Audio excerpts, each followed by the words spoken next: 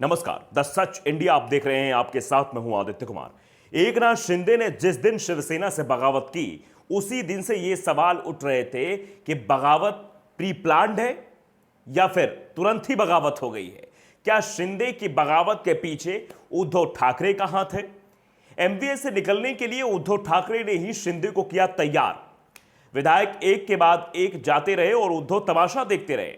यह अचानक हुआ या फिर उद्धव के इशारे पर हुआ? इन सवालों के जवाब अभी तक नहीं मिले हैं, लेकिन जल्द ही मिल जाएंगे। और जो संकेत मिल रहे हैं वो इसी ओर इशारा भी कर रहे हैं कि जल्द ही शिवसेना में सब कुछ ठीक होने वाला है। इसका संकेत शिंदे कैंप की ओर से भी मिल रहा है, जो अभी तक शिवसेना पर दावेदारी जताने के लिए चुनाव आयोग तक नहीं गया है और ना ही शिवसेना के संसदीय दल में तोड़फोड़ की कोशिश की है।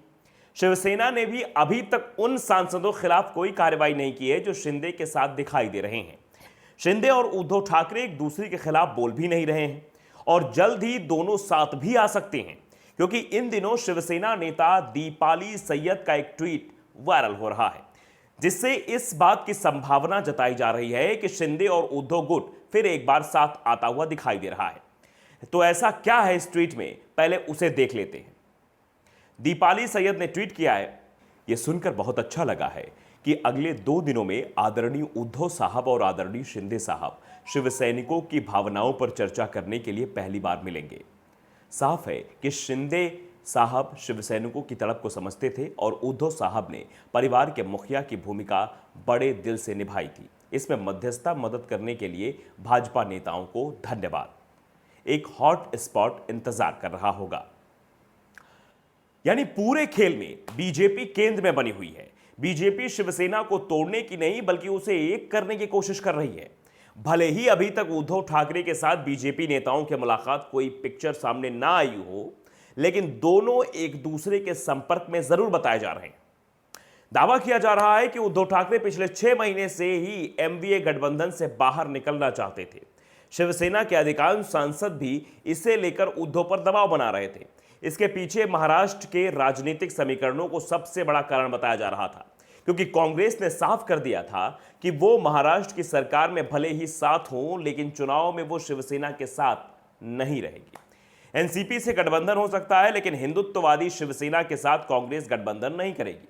ऐसे में शिवसेना को अकेले ही चुनाव मैदान में उतरना पड़ सकता है। सेना के अधिकांश सांसदों को लगने लगा था कि अगर अकेले चुनाव मैदान में उतरा गया तो उनके लिए चुनाव जीतना बेहद मुश्किल हो जाएगा, क्योंकि कांग्रेस एनसीपी गठबंधन से ज्यादा खतरा बीजेपी से हो जाएगा। बीजेपी उनके वोट बैंक में सीधे सेंध लगा देगी, इसलिए सांसद उद्धव पर दबाव बना रहे थे। ऐसे में दीपाली सैयद के इस ट्वीट के बाद कई चर्चाएं शुरू हो गई हैं। क्या शिवसेना प्रमुख उद्धव ठाकरे बीजेपी के साथ जाने को तैयार हो गए हैं? शिंदे की बगावत के पीछे उन्हीं का हाथ था। शिवसेना की जितनी जरूरत बीजेपी को है, उतनी ही जरूरत बीजेपी को शिवसेना की भी है, क्योंकि बीजेपी के निशाने पर 2024 का लोकसभा चुनाव है। पार्टी कोई रिस्क लेने को तैयार नहीं है, क्योंकि 2024 में बीजेपी ने उत्तर भारत की अधिकांश सीटें जीत ली थी। इस बार उसे उत्तर भारत में नुकसान होने की भी आशंका है। ऐसे में महाराष्ट्र में भी बड़ी पार्टी बड़े नुकसान को टालने की कोशिश में जुटी हुई है। दावा किया जा रहा है कि बीएमसी चुनाव के बाद बीजेपी और शिवसेना फिर एक साथ आ जाएगी, क्योंकि बीएमसी पर शिवसेना के साथ ही बीजेपी की भी नजरें हैं। इसलिए बीजेपी शिवसेना को अपने पाले में लाना चाहती है, लेकिन वो बीएमसी चुनाव शिवसेना से अलग रहकर ही लड़ना चाहती है। 5 साल पहले बीजेपी बीएमसी में बहुमत से चूक गई थी। 2017 के बीएमसी चुनाव में शिवसेना को 84 सीटें मिली थी तो बीजेपी को 82 सीटें। कांग्रेस और एनसीपी ने उस समय भी बीजेपी को रोकने के लिए शिवसेना के समर्थन का संकेत दिया था, जिस कारण बीजेपी ने बीएमसी प्रमुख की सीट शिवसेना के लिए छोड़ दी थी। अब जो चर्चाएं हैं, वो चर्चाएं फिर से हवा होने लगी कि आखिरकार ये जो कुछ भी हुआ उसके पीछे क्या उद्धव ठाकरे का ही हाथ था या फिर कोई और समीकरण। ये कुछ दिन में साफ हो जाएगा। बीएमसी चुनाव के बाद अगर ये उद्धव ठाकरे की चाल थी तो फिर ये स्पष्ट है कि शिवसेना में कोई फूट नहीं हो रही है। शिवसेना फिर से एक होकर एकनाथ शिंदे और उद्धव ठाकरे काम करते हुए दिखाई देंगे। तो द सच इंडिया को अगर आपने सब्सक्राइब नहीं किया है, सब्सक्राइब जरूर करिए, बेल आइकन दबाइए ताकि सच खबर आप तक पहुंचती रहे। नमस्कार।